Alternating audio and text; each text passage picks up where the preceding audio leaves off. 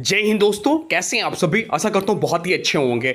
दोस्तों तैयार हो जाओ क्योंकि आज का साइंस सेट आपके दिमाग का पूरा टेस्ट लेने वाला है। इस वीडियो में ऐसे महत्वपूर्ण क्वेश्चन है जो आने वाली परीक्षाओं में पूछे जा सकते हैं। अगर साइंस मजबूत करना है तो एक भी प्रश्न स्किप मत करना। चलिए बिना समय बर्बाद किए शुरू करते हैं आज का धमाकेदार साइंस प्रैक्टिस सेट। देखते हैं पहला क्वेश्चन क्या पूछा है। हाँ, जिस किसी भी क्वेश्चन का राइट आंसर पता है वीडियो को पॉज करिए, राइट आंसर कमेंट बॉक्स में लिख दीजिए। चलिए देखते हैं पहला क्वेश्चन क्या पूछा है आपसे। पहला क्वेश्चन पूछा है वायुमंडलीय दाब मापने वाला यंत्र बैरोमीटर। क्या है कि वायुमंडलीय दाब मापने वाला जो यंत्र होता है वो बैरोमीटर है। के पारे का अचानक गिरना किसका संकेत है। आपसे पूछा है कि वायुमंडलीय दाब मापने वाले यंत्र बैरोमीटर के पारे का अचानक गिरना किसका संकेत है। बताइए राइट आंसर क्या हो जाएगा। तो इस प्रश्न का जो राइट आंसर हो जाएगा वो हो जाएगा ऑप्शन सी, आंधी तूफान आने का। ऑप्शन सी इस प्रश्न का राइट आंसर हो जाएगा। बैरोमीटर वायुमंडलीय दाब मापने का यंत्र है। जब बैरोमीटर का पारा अचानक नीचे गिरता है तो इसका अर्थ है कि वायुदाब तेजी से कम हो रहा है। वायुदाब में अचानक कमी आंधी तूफान या खराब मौसम आने का संकेत मानी जाती है। यदि पारा धीरे धीरे गिरता है तो सामान्य वर्षा होने की संभावना रहती है। बैरोमीटर का आविष्कार टॉरिसेली ने किया था। सामान्य वायुदाब 76 सेंटीमीटर एचजी माना जाता है। चलते हैं अगले प्रश्न की ओर। देखते हैं अगला प्रश्न क्या पूछा है आपसे। अगला प्रश्न पूछा किस वैज्ञानिक को विषाणु जनक का जनक कहा जाता है। आपसे पूछे किस वैज्ञानिक को विषाणु विज्ञान इनकी वायरोलॉजी का जनक कहा जाता है। बताइए राइट आंसर क्या हो जाएगा। राइट आंसर कमेंट बॉक्स में लिख दीजिए। जो भी क्वेश्चन है बहुत ज्यादा इंपॉर्टेंट है, आपके एग्जाम में बार बार रिपीट होते हैं। बताइए राइट आंसर क्या हो जाएगा। राइट आंसर हो जाएगा ऑप्शन ए, दिमित्री इवानोव्स्की इस प्रश्न का राइट आंसर हो जाएगा। दिमित्री इवानोव्स्की ने सबसे पहले वायरस की खोज की थी। उन्होंने तंबाकू मोज़ेक रोग का अध्ययन करते समय वायरस की पहचान की। इसी कारण से इन्हें वायरोलॉजी का जनक कहा जाता है। वायरस जीवित और निर्जीव के बीच की कड़ी माने जाते हैं। वायरस केवल जीवित कोशिका में ही सक्रिय रहते हैं। वायरसों का अध्ययन वायरोलॉजी में करते हैं, ये चीज ध्यान रखिएगा। अब चलते हैं अगले प्रश्न की ओर। देखते हैं अगला प्रश्न क्या पूछा है आपसे। अगला प्रश्न पूछा है ध्वनि तरंगे किस प्रकार की तरंगों का उदाहरण है। आपसे पूछा है कि ध्वनि तरंगे किस प्रकार की तरंगों का उदाहरण है। बताइए राइट आंसर क्या हो जाएगा।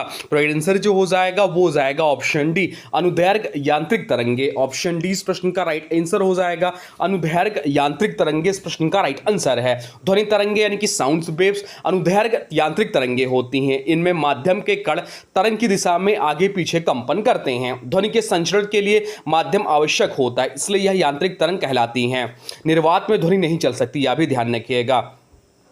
ध्वनि की चाल ठोस में सबसे अधिक होती है। मनुष्य लगभग 20 हर्ट्ज से 20,000 हर्ट्ज तक की ध्वनि सुन सकता है। चलते हैं अगले प्रश्न को देखते हैं। अगला प्रश्न क्या पूछा है आपसे। अगला प्रश्न जो पूछा है वह पूछा है दूध का पीला रंग उसमें उपस्थित किस पदार्थ के कारण होता है। आपसे पूछा है कि दूध का पीला रंग उसमें उपस्थित किस पदार्थ के कारण होता है। बताइए राइट आंसर क्या हो जाएगा। राइट आंसर कमेंट बॉक्स में लिख दीजिए, इंपॉर्टेंट प्रश्न है। राइट आंसर हो जाएगा ऑप्शन डी, कैरोटीन इस प्रश्न का राइट आंसर हो जाएगा। दूध का हल्का पीला रंग मुख्य रूप से कैरोटीन के कारण होता है। कैरोटीन एक पीला वर्णक है यानी कि पिगमेंट है जो विटामिन ए का स्रोत भी माना जाता है। गाय के दूध में कैरोटीन अधिक होने के कारण उसका रंग हल्का पीला दिखाई देता है। भैंस के दूध में कैरोटीन कम होता है इसलिए उसका रंग अधिक सफेद दिखाई देता है।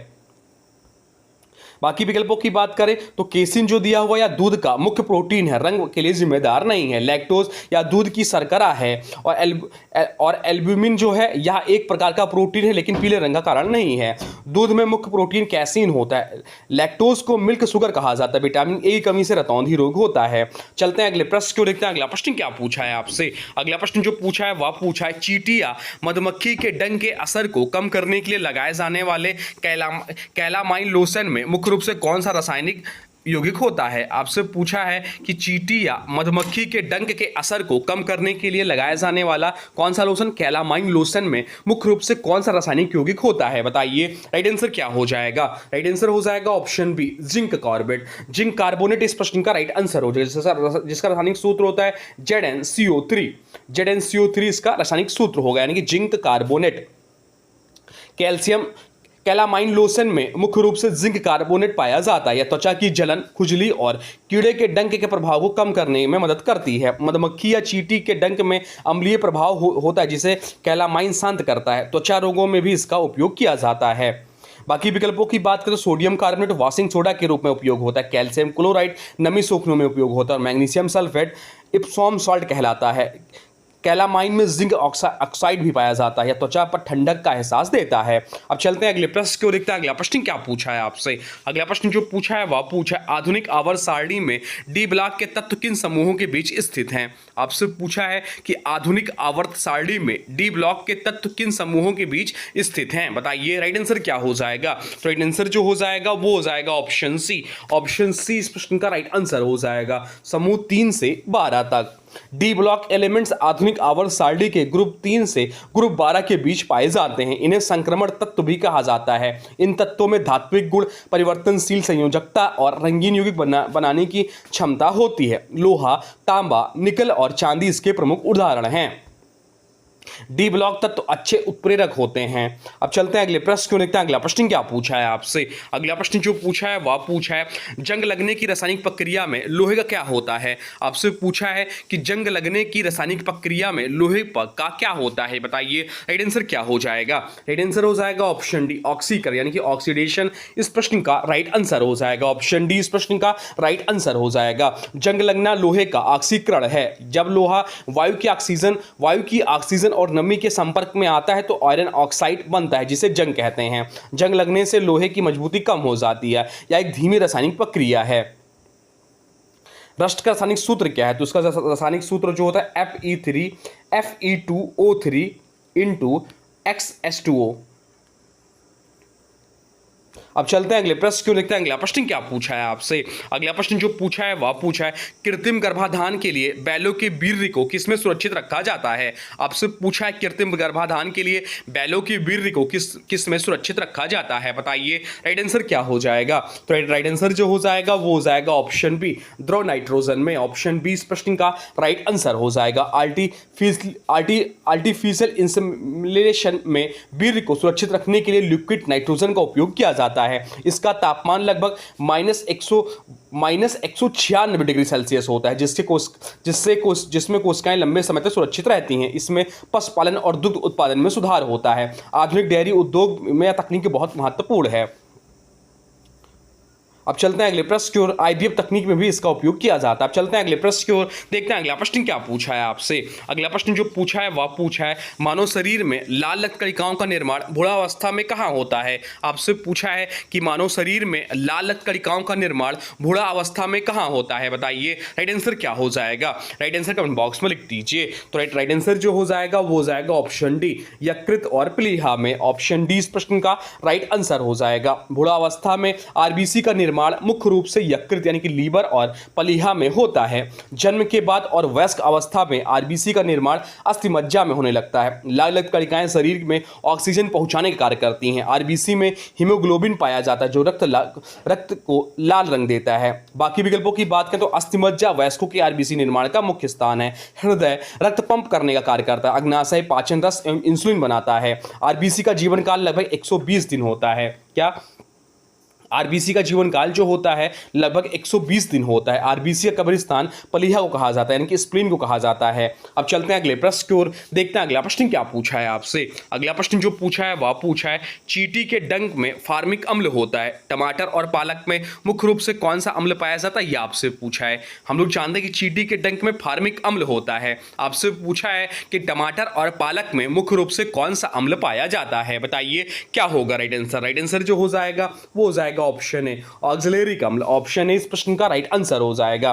टमाटर, पालक और कई हरी सब्जियों में ऑक्सिलरिक एसिड पाया जाता है। शरीर में इसकी अधिक मात्रा कैल्शियम के साथ मिलकर कैल्शियम ऑक्सलेट बनाती है, जिससे गुर्दे की पथरी हो सकती है। यह एक कार्बनिक अम्ल है यानी कि ऑर्गेनिक एसिड है जो पौधों में प्राकृतिक रूप से पाया जाता है। बाकी विकल्पों की बात करें तो एसिटिक एसिड सिरके में पाया जाता है। टार्टरिक एसिड इमली और अंगूर में पाया जाता है। लैक्टिक एसिड दही और खट्टे दूध में पाया जाता है। अब चलते हैं अगले प्रश्न को, देखते हैं अगला प्रश्न क्या पूछा है आपसे। अगला प्रश्न जो पूछा है वह पूछा है आवर्त सारणी के किस समूह के तत्वों को सिक्का धातुएं कहा जाता है। आपसे पूछा है कि आवर्त सारणी के किस समूह के तत्वों को सिक्का धातुएं कहा जाता है, बताइए राइट आंसर क्या हो जाएगा। कॉइनेज मेटल्स कहा जाता है, बताइए क्या होगा राइट आंसर। राइट आंसर हो जाएगा ऑप्शन बी, समूह 11 को। ऑप्शन बी इस प्रश्न का राइट आंसर हो जाएगा। ग्रुप 11 के तत्व कॉपर, सिल्वर और गोल्ड को कॉइनेज मेटल्स यानी कि सिक्का धातुएं कहा जाता है। प्राचीन समय में इन धातुओं का उपयोग सिक्के बनाने में किया जाता था। ये धातुएं चमकदार, तन्य और विद्युत की अच्छी चालक होती हैं। ये डी ब्लॉक के महत्वपूर्ण संक्रमण तत्व हैं। बाकी विकल्पों की बात करो, समूह एक जो दिया हुआ है, ग्रुप एक क्षार धातुएं होती हैं, ग्रुप 12 जिंक, कैडमियम आदि पाए जाते हैं, और ग्रुप 18 नोबेल गैसेस का समूह है। गोल्ड और सिल्वर आभूषणों में भी उपयोग होते हैं। कॉपर बिजली के तार बनाने में उपयोगी हैं। अब चलते हैं अगले प्रश्न की ओर, देखते हैं अगला प्रश्न क्या पूछा है आपसे। अगला प्रश्न पूछा है, पौधों में कोशिका विभाजन को तेजी से बढ़ावा देने वाला मुख्य हार्मोन कौन सा है। आपसे पूछा है कि पौधों में कोशिका विभाजन को तेजी से बढ़ावा देने वाला मुख्य हार्मोन कौन सा है, बताइए राइट आंसर क्या हो जाएगा। राइट आंसर जो हो जाएगा वो हो जाएगा ऑप्शन सी, साइटोकाइनिन इस प्रश्न का राइट आंसर हो जाएगा।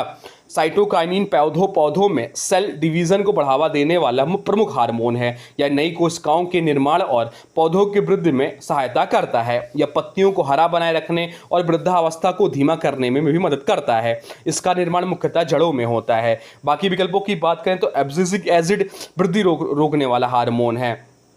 जिब्रेलिन जो है तने की लंबाई बढ़ाता है, और जो ऑक्सिन दिया हुआ है कोशिका वृद्धि एवं प्रकाशनुवर्तन में सहायक है। अब चलते हैं अगले प्रश्न क्यों, देखते हैं अगला प्रश्न क्या पूछा है आपसे। अगला प्रश्न जो पूछा है वह पूछा है, मस्तिष्क का कौन सा भाग शरीर का संतुलन बनाए रखने और चलने दौड़ने की क्रिया को नियंत्रित करता है। आपसे पूछा है कि मस्तिष्क का कौन सा भाग शरीर का संतुलन बनाए रखने और चलने दौड़ने की क्रिया को नियंत्रित करता है, बताइए राइट आंसर क्या हो जाएगा। राइट आंसर जो हो जाएगा वो हो जाएगा ऑप्शन बी, अनुमस्तिष्क। अनुमस्तिष्क इस प्रश्न का राइट आंसर हो जाए, जिसे सेरेबेलम भी बोलते हैं। सेरेबेलम शरीर के संतुलन और मांसपेशियों के समन्वय को नियंत्रित करता है। चलना, दौड़ना, साइकिल चलाना जैसी क्रियाओं में यह महत्वपूर्ण भूमिका निभाता है, या शरीर की गतिविधियों को संतुलित और नियंत्रित करता है। यदि सेरेबेलम क्षतिग्रस्त हो जाए तो शरीर का संतुलन बिगड़ सकता है। अब चलते हैं अगले प्रश्न क्यों, देखते हैं अगला प्रश्न क्या पूछा है आपसे। अगला प्रश्न पूछा है, छुई मुई की पत्तियों को छूने पर उनका सिकुड़ जाना किस प्रकार की गति है। आपसे पूछा है कि छुई मुई की पत्तियों को छूने पर उनका सिकुड़ जाना किस प्रकार की गति है, बताइए राइट आंसर क्या हो जाएगा। राइट आंसर हो जाएगा ऑप्शन बी, कंपानुकुचन गति। ऑप्शन बी इस प्रश्न का राइट आंसर हो जाएगा। छुई मुई की पत्तियां स्पर्श के कारण सिकुड़ जाती हैं, इसे कंपानुकुचन गति कहते हैं, या पौधों की अनैच्छिक गति का उदाहरण है। इसमें गति की दिशा उत्तेजना की दिशा पर निर्भर नहीं करती, या पौधों की सुरक्षा प्रणाली का एक भाग माना जाता है। अब चलते हैं अगले प्रश्न को, देखते हैं अगला प्रश्न क्या पूछा है आपसे। अगला प्रश्न जो पूछा है वह पूछा है, मानव मस्तिष्क का कौन सा भाग लार आने, उल्टी होने और रक्तचाप जैसी अनैच्छिक क्रियाओं को नियंत्रित करता है। आपसे पूछा है कि मानव मस्तिष्क का कौन सा भाग लार आने, उल्टी होने और रक्तचाप जैसी अनैच्छिक क्रियाओं को नियंत्रित करता है, बताइए राइट आंसर क्या हो जाएगा। राइट आंसर हो जाएगा ऑप्शन सी, मेडुला ओब्लोंगाटा इस प्रश्न का राइट आंसर हो जाएगा। मेडुला ओब्लोंगाटा मस्तिष्क का वह भाग है जो अनैच्छिक क्रियाओं को नियंत्रित करता है, या श्वसन, हृदय गति, रक्तचाप, लार स्त्राव और उल्टी जैसी क्रियाओं को नियंत्रित करता है। इसे ब्रेन स्टेम ब्रेन स्टेम का महत्वपूर्ण भाग है। इसकी क्षति होने पर जीवन को गंभीर खतरा हो सकता है। बाकी विकल्पों की बात तो सेरेबेलम सोचने की स्मृति का केंद्र है। सेरिब्रम जो है शरीर का संतुलन नियंत्रित करता है। हाइपोथैलेमस तापमान एवं भूख नियंत्रित करता है। मेडुला को विटल सेंटर भी कहा जाता है, या मेरुरज्जु से जुड़ा रहता है। अब चलते हैं अगले प्रश्न को, देखते हैं अगला प्रश्न क्या पूछा है आपसे। अगला प्रश्न जो पूछा है वह पूछा, इंसुलिन हार्मोन रासायनिक रूप से मूलतः क्या होता है। आपसे पूछा है कि इंसुलिन हार्मोन रासायनिक रूप से मूलतः क्या होता है, बताइए राइट आंसर क्या हो जाएगा। बता दीजिए क्या होगा, राइट आंसर कमेंट बॉक्स में लिख दीजिए। राइट आंसर हो जाएगा ऑप्शन बी, एक पेप्टाइड या प्रोटीन होता है। ऑप्शन बी इस प्रश्न का राइट आंसर हो जाएगा। इंसुलिन एक प्रोटीन हार्मोन है जिसका निर्माण अग्नाशय की बीटा कोशिकाओं द्वारा होता है। इसका मुख्य कार्य रक्त में ग्लूकोज के स्तर को नियंत्रित करना है। इंसुलिन की कमी से डायबिटीज रोग हो जाता है, या शरीर की कोशिकाओं को ग्लूकोज ग्रहण करने में मदद करता है। बाकी विकल्पों की बात करें तो लिपिड जो है एक वसा आधारित हार्मोन अलग होते हैं। कार्बोहाइड्रेट इंसुलिन कार्बोहाइड्रेट नहीं है। स्टेरॉइड हार्मोन का स्रोत अलग होता है। इंसुलिन की खोज किसने की थी, तो इंसुलिन की खोज बेंटिंग और वेस्ट ने की थी। अब चलते हैं अगले प्रश्न की ओर, देखते हैं अगला प्रश्न क्या पूछा है आपसे। अगला प्रश्न पूछा, आधुनिक आवर्त सारणी में हैलोजन समूह के तत्वों की संयोजकता कितनी होती है। आपसे पूछा है कि आधुनिक आवर्त सारणी में हैलोजन समूह के तत्वों की संयोजकता कितनी होती है, बताइए राइट आंसर क्या हो जाएगा। जाएगा। तो राइट आंसर जो हो जाएगा वो हो जाएगा ऑप्शन ए, एक होती हैं। ऑप्शन ए इस प्रश्न का राइट आंसर हो जाएगा। हैलोजन आधुनिक आवर्त सारणी के ग्रुप 17 में पाए जाते हैं। इसमें बाह्यतम कक्षा में 7 इलेक्ट्रॉन होते हैं। अष्टक पूरा करने के लिए केवल 1 इलेक्ट्रॉन की आवश्यकता होती है, इसलिए इनकी संयोजकता 1 होती है। फ्लोरीन, क्लोरीन, ब्रोमीन और आयोडीन इनके प्रमुख उदाहरण हैं। हैलोजेंस बहुत अभिक्रियाशील अधातु होती हैं। फ्लोरीन सबसे अधिक विद्युत ऋणात्मक तत्व, यह भी ध्यान रखिएगा। चलते हैं अगले प्रश्न को देखते हैं। अगला प्रश्न क्या पूछा है आपसे। अगला प्रश्न पूछा है कैंसर की ट्यूमर जांच के लिए किस रेडियोधर्मी समस्थानिक का उपयोग मुख्य रूप से किया जाता है। आपसे पूछा है कि कैंसर की ट्यूमर जांच के लिए किस रेडियोधर्मी समस्थानिक का उपयोग मुख्य रूप से किया जाता है। बताइए राइट आंसर क्या हो जाएगा। राइट आंसर हो जाएगा ऑप्शन ए, आर्सेनिक 74। इस प्रश्न का राइट आंसर हो जाएगा। इंपॉर्टेंट प्रश्न, बहुत लोग गलत करके आएंगे। आर्सेनिक 74 का उपयोग मुख्य रूप से ट्यूमर डिटेक्शन में किया जाता है। यह रेडियोधर्मी समस्थानिक शरीर के कैंसर प्रभावित भागों की पहचान में सहायक होता है। न्यूक्लियर मेडिसिन में रेडियो आइसोटोप का विशेष महत्व है। कैंसर के निदान और उपचार दोनों में रेडियोधर्मी तत्वों का प्रयोग किया जाता है। बाकी विकल्पों की बात करें तो कोबाल्ट 60 कैंसर के उपचार में प्रयोग होता है। आयोडीन 131 थायराइड रोगों में उपयोग होता है। सोडियम 24 रक्त प्रवाह अध्ययन में उपयोग होता है। ये चीज ध्यान रखिएगा। अब चलते हैं अगले प्रश्न की ओर, देखते हैं अगला प्रश्न क्या पूछा है आपसे। अगला प्रश्न पूछा है दाढ़ी बनाने वाले या डॉक्टर द्वारा कान नाक की जांच के लिए किस दर्पण का प्रयोग किया जाता है। आपसे पूछा कि दाढ़ी बनाने वाले या डॉक्टरों द्वारा कान नाक की जांच के लिए किस दर्पण का प्रयोग किया जाता है। बताइए राइट आंसर क्या हो जाएगा। राइट आंसर हो जाएगा ऑप्शन बी, अवतल दर्पण। ऑप्शन बी इस प्रश्न का राइट आंसर हो। कनकेव मिरर, कनकेव मिरर वस्तु का बड़ा और स्पष्ट प्रतिबिंब बनाता है। जब वस्तु को फोकस और ध्रुव के बीच रखा जाता है तब प्रतिबिंब सीधा और बड़ा बनता है। इसी कारण सेविंग मिरर और डॉक्टरों के उपकरणों में अवतल दर्पण का प्रयोग किया जाता है। डॉक्टर कान, नाक और गले की जांच में प्रकाश को केंद्रित करने के लिए इसका उपयोग करता है। अवतल दर्पण को अभिसारी दर्पण भी कहते हैं, यह भी ध्यान रखिएगा। चलते हैं अगले प्रश्न की ओर, देखते हैं अगला प्रश्न क्या पूछा है आपसे। अगला प्रश्न पूछा है अंतरिक्ष में भेजे जाने वाले कृत्रिम उपग्रहों में विद्युत ऊर्जा का मुख्य स्रोत क्या होता है। आपसे पूछा कि अंतरिक्ष में भेजे जाने वाले कृत्रिम उपग्रहों में विद्युत ऊर्जा का मुख्य स्रोत क्या होता है। बताइए राइट आंसर क्या हो जाएगा।